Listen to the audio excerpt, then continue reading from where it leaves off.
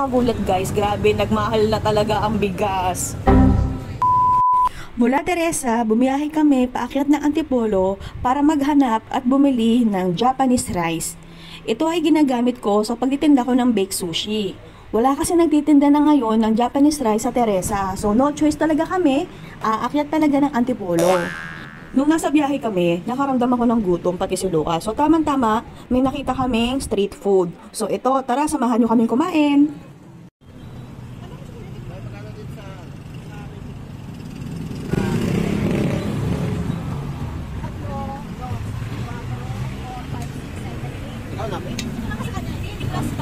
Ang kinuha ko para kay Lucas ay kikiam, fishball at kwek-kwek.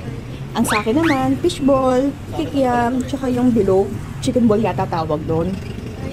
Ang tagal-tagal namin itong Devin kumuha kasi nga, nagko-compute kami para mag-check kung kasya nga yung budget namin. Buti na lang, wala pa masyadong customer. Diyos ko, day! So, pagkukuha, compute. Kung sakto pa ba, mamaya sobra na.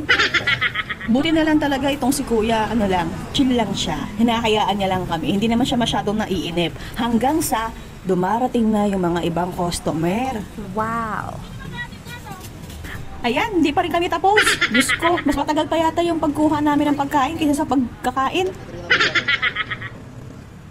Finally, ayan, nakakain na rin kami. Ayan si Lucas, saka si Sir Levi. Siyempre, hindi niyo ako makikita kasi ako may hawak ng cellphone. At ito lang ang aking kinakain.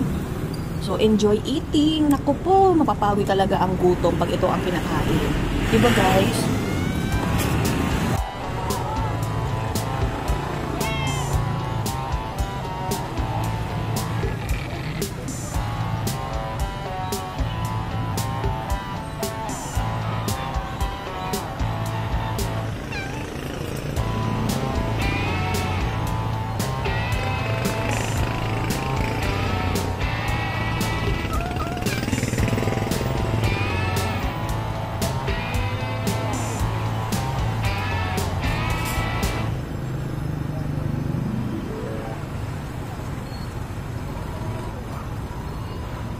At nung natapos nga kami sa pagmimerienda, ay dumiretso na nga kami dito sa palengke, sa MLQ Antipolo.